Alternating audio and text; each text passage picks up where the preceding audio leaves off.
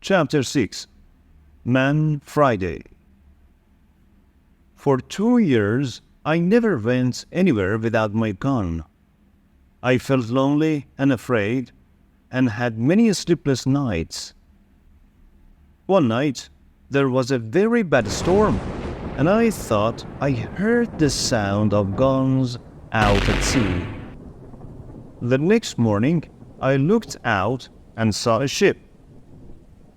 It was lying on its side not far from the shore. Quickly, I put my little boat in the water and sailed out to it. There were 2 dead men on the ship, but no one alive. The bodies of the other sailors were lost in the sea. I took some clothes and tools, and also a box of Spanish gold and silver money. I was a rich man now, but what use was money to me? I could not buy anything with it. I wanted people, a friend, somebody to talk to, somebody who could help me escape from my island. One morning, I woke up and made a plan. I'll try to catch one of the prisoners of the wild men. I said to myself, he'll be happy to be alive, and perhaps he'll help me to escape. I watched day and night, but for 1.5 years, there were no boats. Then, one day, 5 boats came. There were about 30 men, and they had 2 prisoners. They made their fire on the sand and danced round it. Then they killed one of the prisoners and began to cook their terrible meal. The second prisoner waited under the trees with 2 men to watch him. Suddenly, the prisoner turned and ran.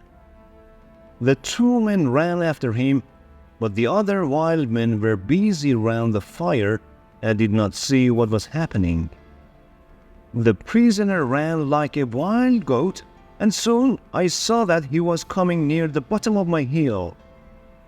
As fast as I could, I ran down the hill and jumped out of the trees between the prisoner and the 2 wild men.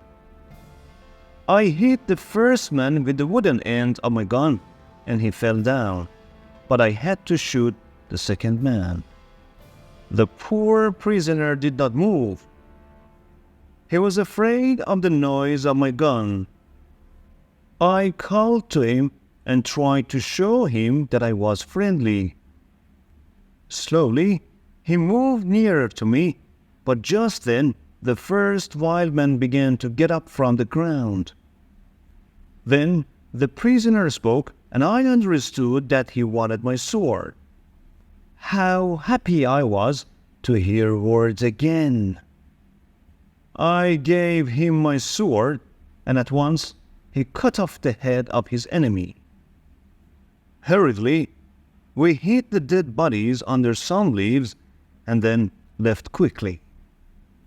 I took my prisoner to my secret cave on the other side of the island and gave him food and drink. After that, he went to sleep. He was a fine young man, about 25 years old, tall and well-built, with a kind face and a nice smile.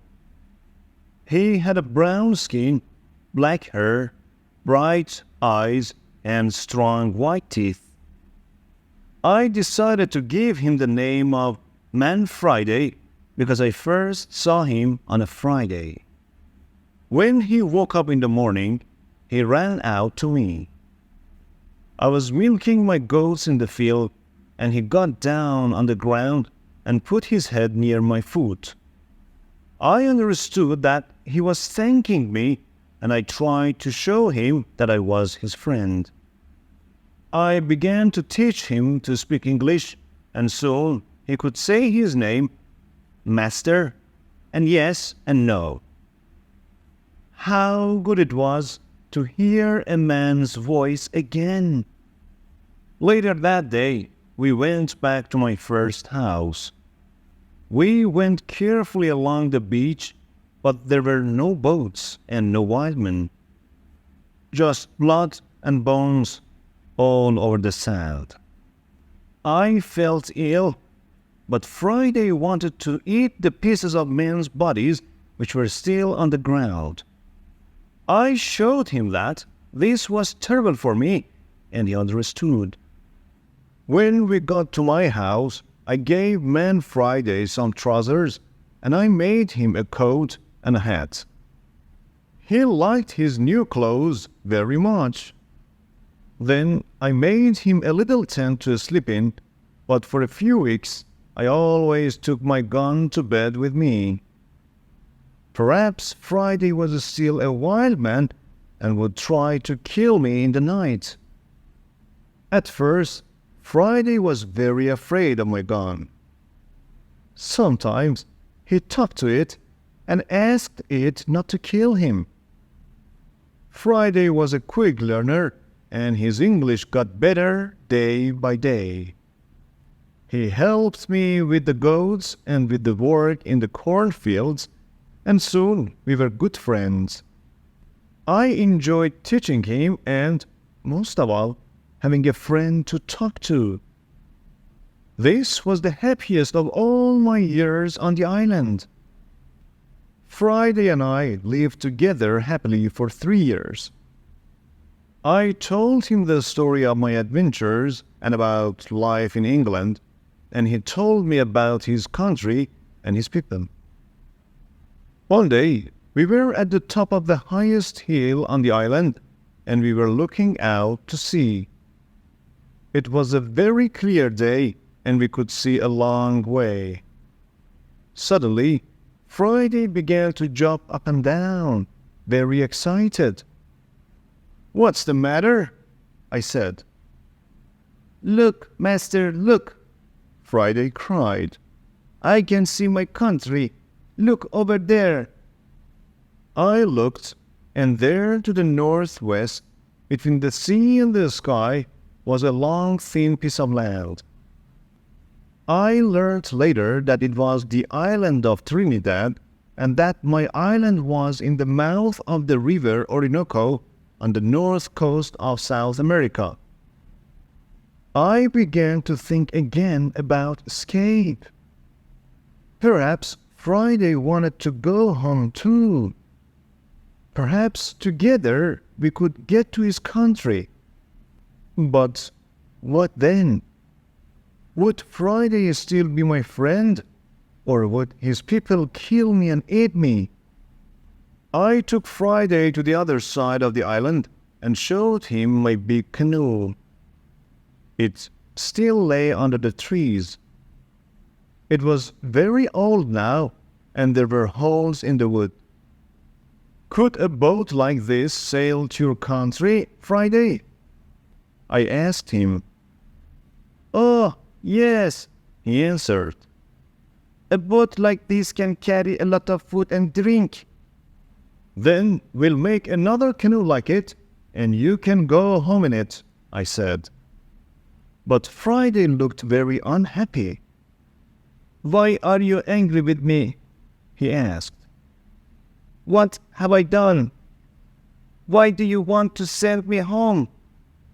"But I thought you wanted to go home," I said. "Yes, but you must come with me. Kill me if you want, but don't send me away from you." Then I saw that Friday was a true friend, and so I agreed to go with him. We began work at the canoe at once. Friday chose the tree himself. He understood wood better than I did, and we cut it down.